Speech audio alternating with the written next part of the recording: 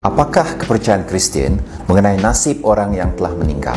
Kemanakah jiwa atau roh mereka akan pergi selepas mereka mati? Apakah kepercayaan Kristen mengenai nasib orang yang telah meninggal? Kemanakah jiwa atau roh mereka akan pergi selepas mereka mati? Apakah kehidupan akan berakhir dengan kematian atau wujudkah kehidupan selepas kematian? Rata-rata orang Kristen percaya bahwa selepas meninggal, orang yang beriman akan dibawa ke surga dan menikmati keberadaan yang penuh bahagia dan yang kekal. Mereka akan berada dalam hadirat Allah di tempat yang jauh lebih baik dari dunia ini. Sebaliknya pula, orang-orang yang tidak percaya akan dibuang ke dalam api neraka. Mereka akan tersiksa dan terpisah dari Allah selama-lamanya. Inilah pandangan umum kebanyakan orang Kristen hari ini. Akan tetapi, mari kita bandingkan pandangan ini dengan perspektif Alkitab tentang dunia akhirat dan kehidupan selepas kiamat.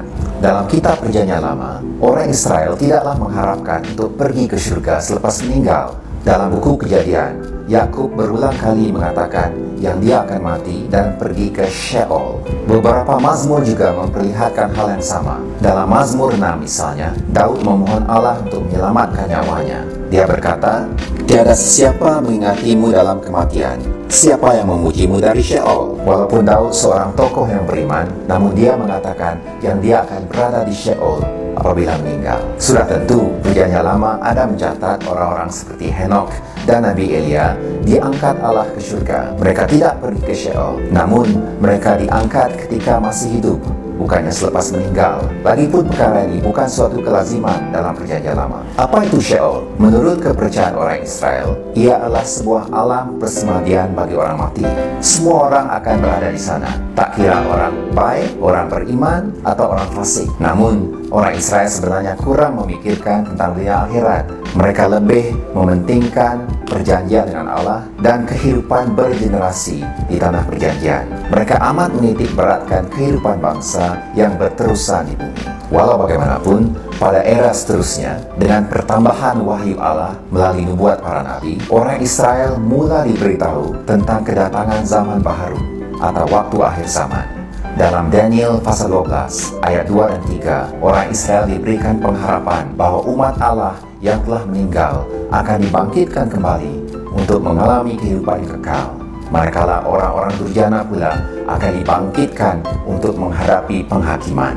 Yesaya pasal 65 ayat 17-25 pula mencatat bahwa umat Allah akan hidup kembali dalam dunia yang diperbaharui oleh Allah. Pada zaman di antara Perjanjian Lama dan Perjanjian Baru, yang lebih dikenali sebagai era intertestamental, pandangan tentang kebangkitan pada akhir zaman bukanlah satu-satunya kepercayaan di kalangan orang Yahudi.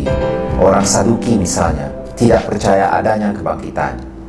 Akan tetapi, ada di kalangan orang Yahudi yang mula mempercayai bahwa jiwa manusia adalah abadi, atau lebih dikenali sebagai immortality of the soul.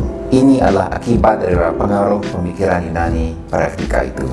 Dalam kitab Perjanjian Lama terjemahan Yunani, yaitu Septuaginta, perkataan Sheol sering diterjemahkan sebagai Hades. Istilah Hades dalam pemikiran Yunani merujuk kepada alam maut. Dalam Perjanjian Baru pula, Tuhan Yesus banyak menyentuh tentang hukuman yang menanti orang-orang berdosa dalam api Gehenna.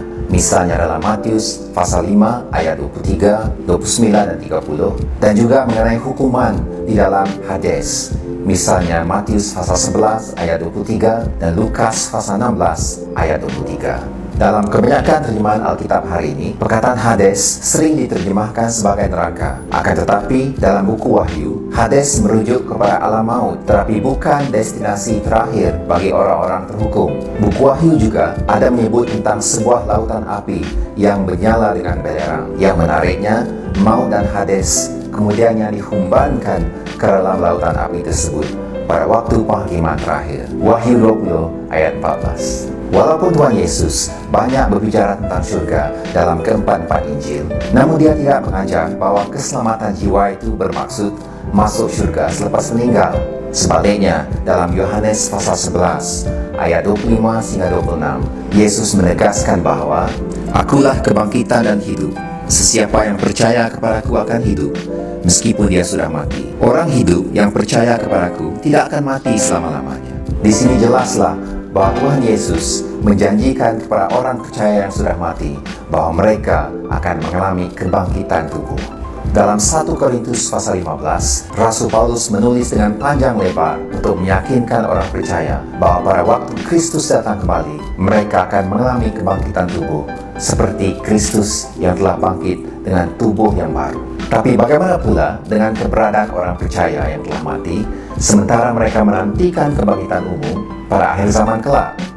Menurut Rasul Paulus dalam 2 Korintus pasal 5 ayat 1 hingga 8, Allah menyediakan tempat tinggal di surga bagi orang beriman setelah meninggal. Setelah berpisah daripada tubuh yang fana ini, mereka akan tinggal bersama Tuhan. Walaupun jasad kembali ke tanah dan menjadi debu, walaupun kewujudan jasmani berakhir, namun roh mereka akan tinggal dan berada bersama Tuhan.